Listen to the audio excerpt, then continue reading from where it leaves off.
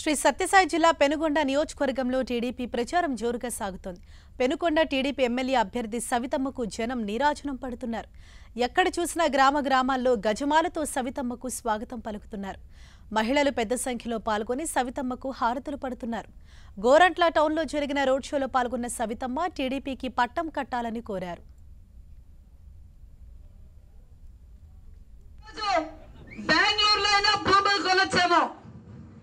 బాంబేలో అయినా కొనొచ్చేమో, హైదరాబాద్ లో అయినా కొనొచ్చేమో, మన ప్రాంతంలో భూములు కొనాలి అంటేనే ఒక అమ్మో అక్కడ పోతే భూములు కొనగలమా అంటున్నారంటే ఆ ఘనత చంద్రబాబు నాయుడు గారిదా కాదా? అవునా? మీరే చెప్పండి.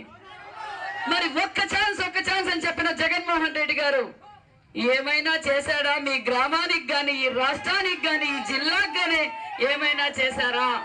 ఒక్కసారి ఆలోచించండి. మనల్ని అప్పుల పాలు చేశారా? రాష్ట్రాన్ని అప్పుల పాలు చేసిన సీఎం ఎవరంటే జగన్మోహన్ రెడ్డి గారు అనే చెప్పాలి. ఈ రోజు ఈ ఊరు నుంచి, ఈ పంచాయతీ నుంచే కియాకి ఎంతమంది పోతున్నారు, బెల్లకి ఎంతమంది పోతున్నారు, ఎన్ని విధాలుగా మనం సంపద తీసుకుంటున్నాము ఒక్కసారి ఆలోచించండి. ఈ కియా మోటార్సే రాకపోతే మన పిల్లలు ఎక్కడికి పోవాలి చెప్పండి? వలస పోవాలా? ఈ రోజు 10th క్లాస్ చదివిన వాళ్ళ దగ్గర నుంచి MBA సాఫ్ట్వేర్ చేసిన వాళ్ళందరూ కూడా కియాకు పోతున్నారు.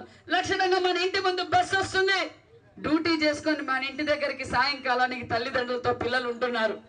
అదొక సంతోషం, ఒక పక్క సంపద. అది చంద్రబాబు నాయుడు గారికి తెలుసు.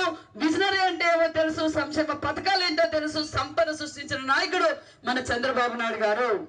మరి ఈ పాల సముద్రం నాయకులకు నేను ఛాలెంజ్ చేస్తున్నా, ఒక్క ఛాన్స్ అని చెప్పి అధికారంలోకి వచ్చాక ఏమైనా మీ గ్రామానికి అభివృద్ధి చేశారా అని మిమ్మల్ని అడుగుతున్నాను. ఏం పెద్దమ్మా, ఏమైనా చేశారా?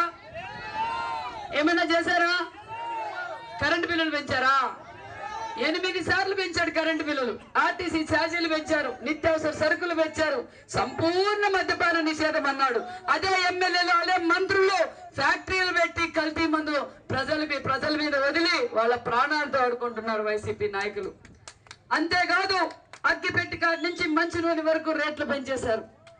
గ్యాస్ సిలిండర్లు చూడండి, ఈ రోజు ఒక్క ఉద్యోగం ఏమైనా ఇచ్చారా చెప్పండి?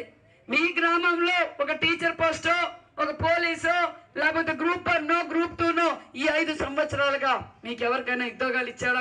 మీ ఊర్లో? మీ ఊర్లోనే కాదు, రాష్ట్ర వ్యాప్తంగా ఇవ్వలేదు ఆయన.